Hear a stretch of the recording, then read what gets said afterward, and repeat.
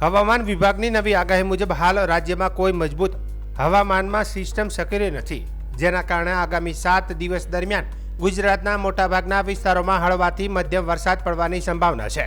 ચાલુ ચોમાસામાં રાજ્યમાં અત્યાર સુધી સામાન્ય કરતાં 16% વધુ વરસાદ નોંધાયો છે। અમદાવાદ સહિત અનેક શહેરોમાં આગામી 3 દિવસ વાદળછાયું વાતાવરણ અને છૂટાછવાયા વરસાદની શક્યતા વ્યક્ત કરવામાં આવી છે। હવામાન વિભાગના અનુમાન મુજબ 8 થી 23 ઓગસ્ટ દરમિયાન પણ રાજ્યમાં હળવાથી મધ્યમ વરસાદનો માહોલ યથાવત રહેશે। તે દરમિયાન 15 થી 25 કિલોમીટર પ્રતિ કલાકની ઝડપે પવન ફૂંકાઈ શકે છે। દરિયાઈ વિસ્તારમાં પવનની ગતિ વધુ રહેવાની સંભાવનાને પગલે માછીમારોને આગામી દિવસોમાં દરિયો ન ખેડવાની અપીલ કરવામાં આવી છે।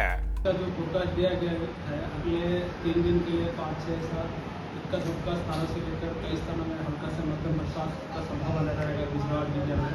उसके आगे 7 से जो 8 तारीख से कई स्थानों से लेकर अनेक स्थानों में हल्का से मध्यम बरसात का संभावना रहेगा गुजरात रीजन में। सौराष्ट्र का जो रीजन है इसके लिए इक्का दुक्का स्थानों में हल्का से मध्यम बरसात का संभावना रहेगा।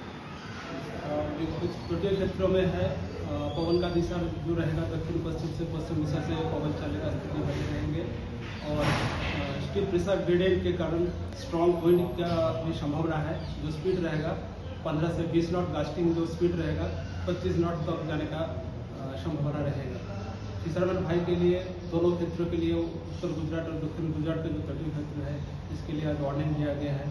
इसमें जो स्ट्रॉन्ग विंड रहेगा स्पीड 30 से 40 किलोमीटर प्रति घंटा, गास्टिंग जो स्पीड रहेगा 50 किलोमीटर प्रति घंटा रहने का संभावना नहीं है।